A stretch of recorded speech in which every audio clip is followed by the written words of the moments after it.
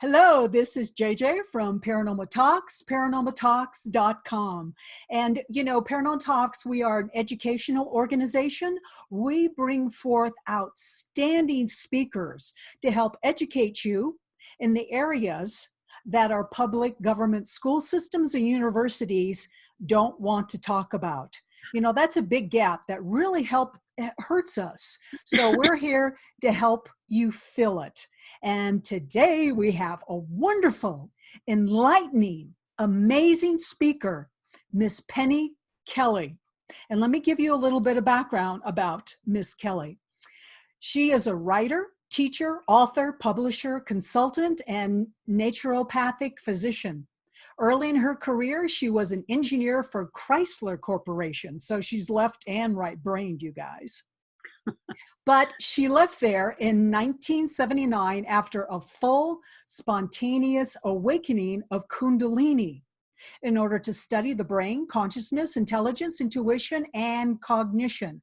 Let me just, a side note, a near-death experience and a kundalini awakening and a out-of-body astral projection, those often result in a total life change, a radical life direction.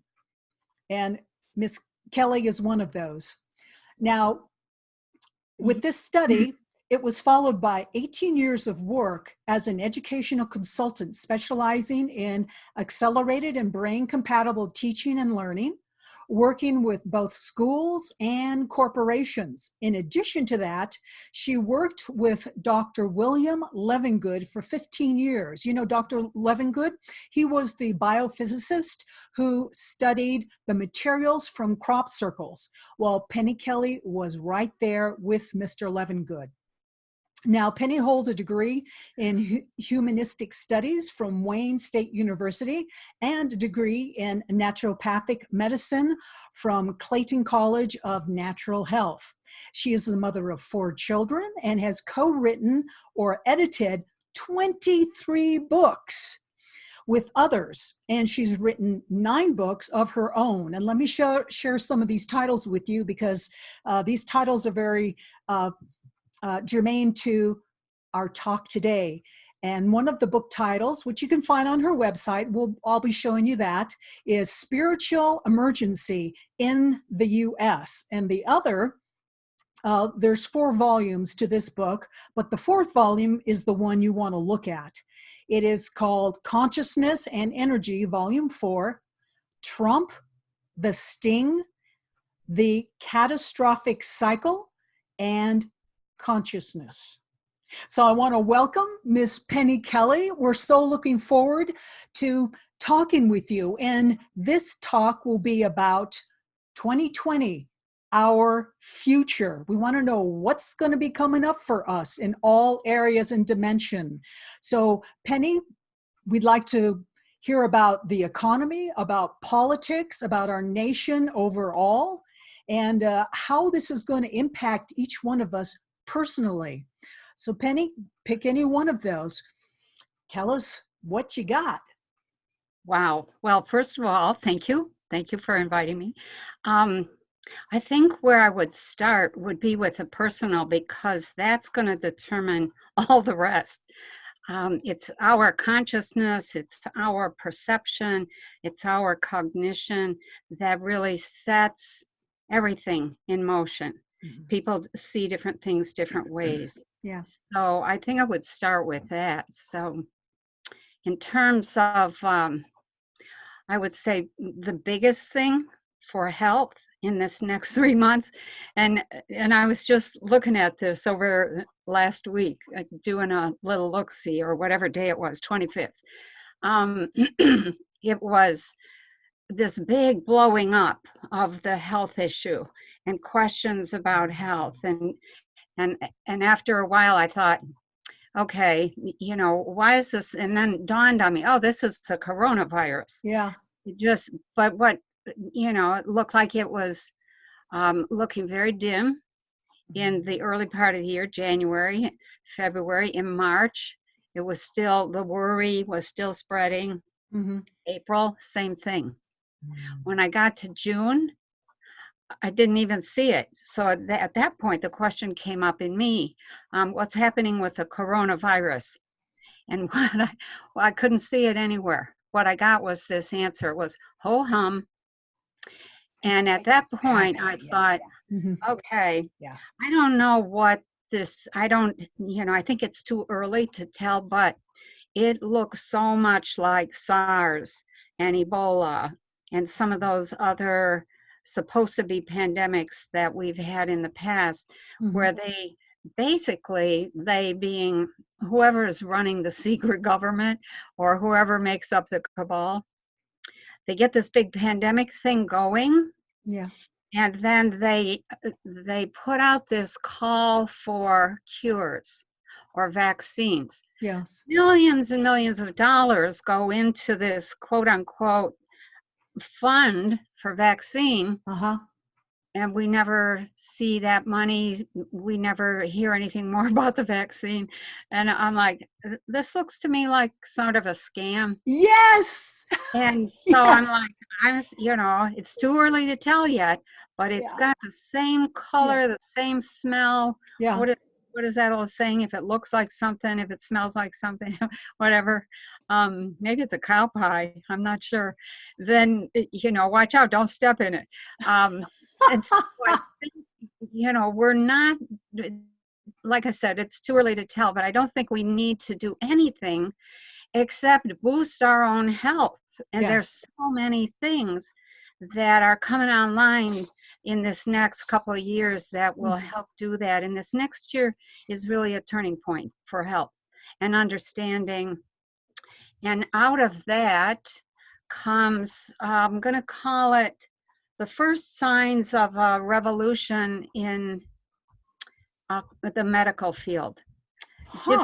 Difficulties with a lot of difficulties in hospitals, with doctors, with all sorts of medical things that people have always relied on. You mean medical treatments or medical availability or I'm hospital? going to say with hospitals and insurance and procedures, et cetera, et cetera. What I saw were just a lot of, I don't know if I'd call it questions or outright lawsuits, but investigations being done into things that have to do with medical procedures, with insurance, with Oh. price setting in among Ooh. hospitals, et cetera, et cetera. And that really is, it's kind of a dangerous area to go mucking around in. And the big issue there is really, I think, going to be people backing away from the what I'll call conventional medicine Ah. and moving to other forms of medicine, personal responsibility in Mm. terms of one's health.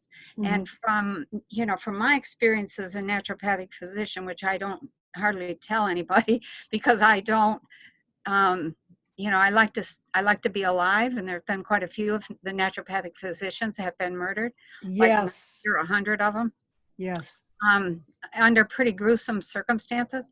Yes. But I think it doesn't, personally, it doesn't cost anything to investigate things like exercise, which Mhm. boosts the electrical system in the body. You have to have Yes. electricity to drive chemical transactions. Mm-hmm. Um, Boosting nutrition.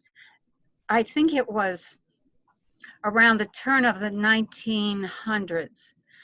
The Senate or Congress asked for I guess I'll call it a report of a study of what condition are soils all around the world. It was known before that soils had to be able to produce 25% viable nitrogen in order to support a physical being, the health of Oh. anybody, plant, animal, animal or human. I'm not sure about plant.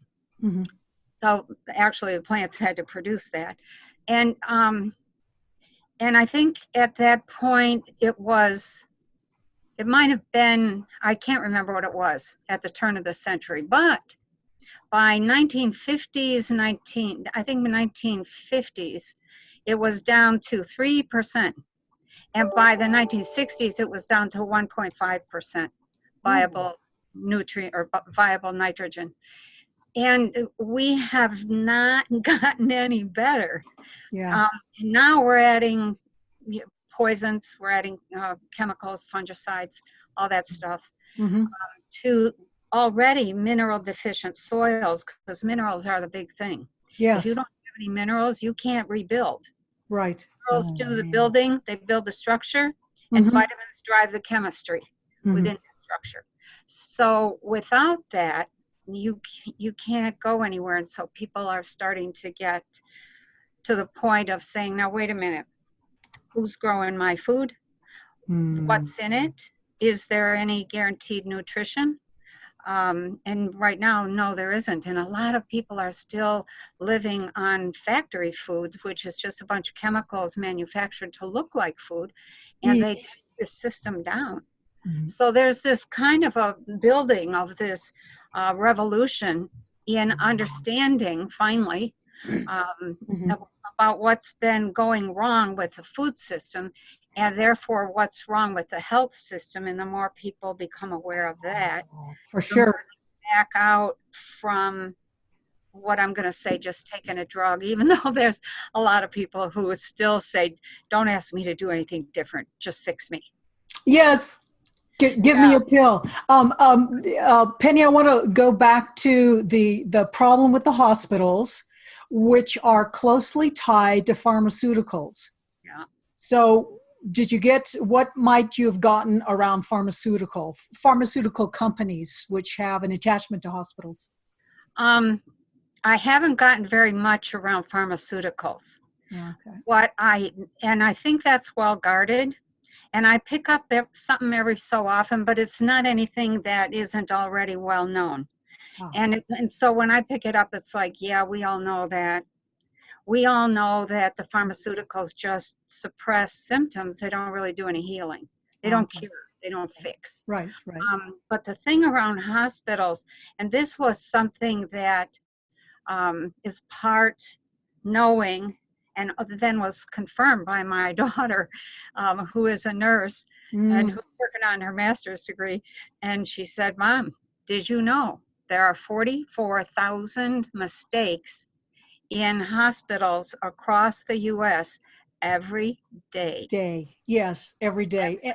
And today, hospitals, medical care, the medical industry is one of the largest employers in the United States, a huge employer. If you're looking for a job, just go into medical in some capacity. Yeah. It's kind of sad.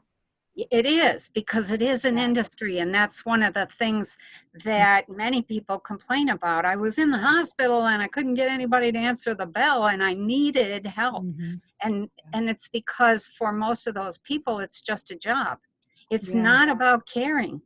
It's not about true nursing or true healing. And that's really, that's a missing piece that people are after. So, and what happens is the people who are most in need of attention, recognition, nurturing, caring, are the ones that are the hardest to care for. Yes. And they keep coming back because they don't know how to care for themselves. And so they keep trying to get it out of the medical system, and the medical system doesn't really care. And so it just becomes this vicious circle, and it's really sad. And there's really, really wonderful nurses and doctors and nurse practitioners and, and other people in that system. But they're few and far between, and they're usually, you'll wait months to get in to see them. If they're doing anything real, you'll wait months. Word gets around quickly. Yes. Well, you also mentioned the insurance companies, the medical type health insurance companies. Tell us more about that and its connection with hospitals. Okay, yeah. It just, what I saw was that as the medical crisis grows, and it grows slowly, but it starts in 2020. And it starts with questions about how long have you really known this? How long have you been sitting on this kind of, Ooh, ooh. then then what happens for the insurance companies as well as the hospitals Mhm. is if that gets fixed, if we know how to fix that, then we have a massive reorganizational problem in insurance companies. And what I've just started to hear a little bit about, this was not intuitive, although a lot of times, here's what happens. I've got this question I'm holding, and it's an intuitive question, and all of a sudden information comes to me Ah, out of the blue from yeah, somewhere yeah. that I think, oh, okay, that, and I recognize that Mhm. as something that's going to impact the way medicine is done. And Oh, what I'm seeing are more and more of these, I'm not sure what to call them, but a doctor and, you know, a little team of nurses and doctors and caretakers and et cetera will set up a practice in which they say, you pay me X amount of dollars a year, you have to do these things, and that's it for your medical expenses. And mm, so people are slowly hearing about these new, I'm not sure what to call it, forms of medicine in which they pay one price for the whole year, and it's per person, and that's it. And most people never use it once they start doing what the medical team has said. These are the things you have to do to stay healthy. oh, And so what happens is the doctor has enough to live on, and the nurses and the mhm, therapists and what have you, and the people are taken care of, and they actually get better. And mm. that is a new uh, form of organization that we haven't seen much of before. Wow. It sounds almost like it sort of goes back to the doctor who made house calls. Oh yeah, that's one of the things that they do. So Yeah, yeah, come and see you to make sure, yeah, know, with their own eyes. And what happens when you go to somebody's house to see them, yeah. if you're a good doctor, you're going to pick up everything about how that Yes. person lives and what has to be addressed, Yeah. not just the symptoms. Hmm. What's the root of it? Hmm. So, And that's real healing. yeah, yeah, yeah. So that causes, you know, this big sort of a growing wave of change in medicine. And that's all around that question of personal health. My own personal question is, why are people fussing about insurance? Why, why do they need insurance? Well, the insurance is in the good food. The insurance is in the exercise. Oh, The yeah. insurance is in the water, drinking enough water, you know, enough nutrition, not eating a bunch of junk. That's where the insurance is. So, Mhm. um, you know, people often say to me, well, what medicines do you take? And I'm like, I don't take any. Why would I do that? They have more bad effects than they have good effects. Yeah, that's sort of been proven. Yeah. Yeah, so it's a sea change, starts slowly and just keeps growing. Uh, uh, when you say a sea change, so it begins in 2020, and right now today we are in January 2020. Right. So this sea change, when when during 2020 might we recognize it, or will we recognize it in 2021? I had thought it was going to start in 2020, maybe in the summertime, Uh, um, July, but not a lot of people get it right away. There are a few things that become major game changers, and that's one of them. I think I only see that because I'm always looking for the threads that end up weaving a new fabric of society. And so I see those early on, but the general population might not recognize it or even hear about it until 2021. And by 2022, there's a lot of change. Oh, I can tell you that. Yeah. My background is astrology, and uh, I'm prepared, but I'm also very concerned for everyone else when Pluto makes a return to the United States birth chart. And I Now, made a video and it's posted out there on our channel. But okay. yeah, oh yeah, you think it's exciting now? Who you haven't seen nothing yet. And just briefly, when does that happen? The Pluto return for the United States, February 22nd, 2022. Oh, While that's oh, happening, okay. and that's usually the collapse of the government as we know it. It is the collapse. No one Okay. escapes it. No one escapes Pluto. No one, including governments and all these big institutions. While that's going on, we also have Uranus, the planet of radical, sudden changes. That's Oh, moved into Taurus, the sign of the banker and finance. whoa. So the financial system is collapsing before Okay. our very eyes, and that goes all the way through until 2026.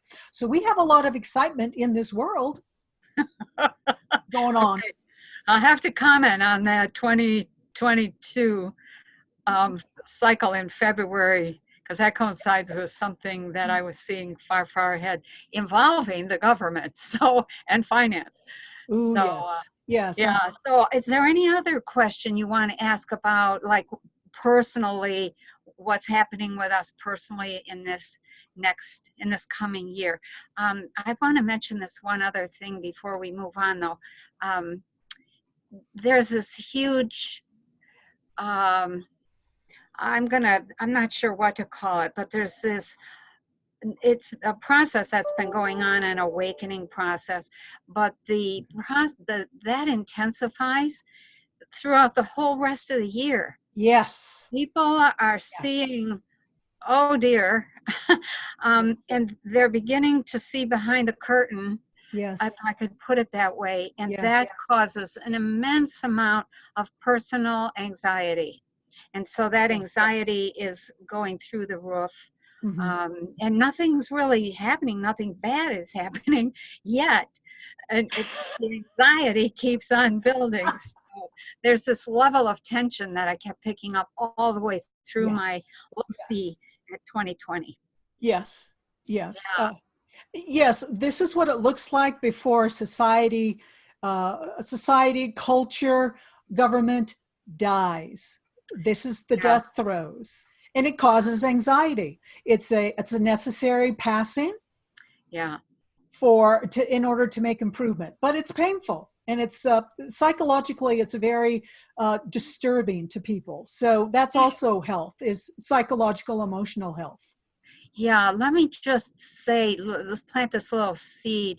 When that kind of anxiety builds in consciousness, Yeah. that's typically going to be this buildup of this immense pressure that can Yes. be used to make Mhm. personal Mhm. as well as public changes at every level of one's life, hopefully only one thing at a time to be Mm. dealt with.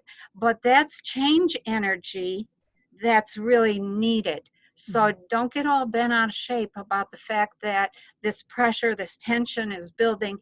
It's going to be okay. It's that energy is meant to be used down the road. We're just building right now. So, So for the last 3 minutes here in this part one, mhm. how can we best use that increasing pressure energy, which is rather uncomfortable? How can we best put it to I use? Okay, what I have my students do is just visualize, what kind of world do you want to live in? What would you be doing on a day-to-day basis? How would you be eating? What kind of sleep would you allow yourself to indulge in or to have? Because sleep is critical. Yeah. What kind of work would you be doing? If your entire government fell apart, what level of responsibility would you be taking to make sure that there's some sort of order in your household, at least? Oh, What wow. kind of Wow. outlets, or what kinds of connections do you have? Like here where I live, I have connections to all these people who are growing organic food, which I've had those connections for 25 years because we have been interested in and committed to organics for all that time. And so, you know, I'll go here for cherries and there for strawberries and there for blueberries, somewhere else for sweet potatoes, and somebody else grows greens. What's your connection in terms of what I'll call your sustainability network? You have to sustain Yeah, yourself. yeah, yeah. What do you have on hand? Not to go into full-blown being a prepper afraid of, you know, total collapse, because if we come to total collapse, what we're going to end up with is total cooperation, and that's okay. So Yes, be thinking about that. That's what you yes. do with that energy. Yeah, and probably cooperating as we never have before Yeah, as American society. right. Okay. Yeah, My. Well, that sounds very encouraging. Very encouraging. yeah. Oh, I think it is. It's a way forward. yeah. Okay, well, this wraps it up for part one. Stay tuned for part two, where we will hear more from Miss Kelly about our 2020 future. Thanks. This is JJ. See you next time.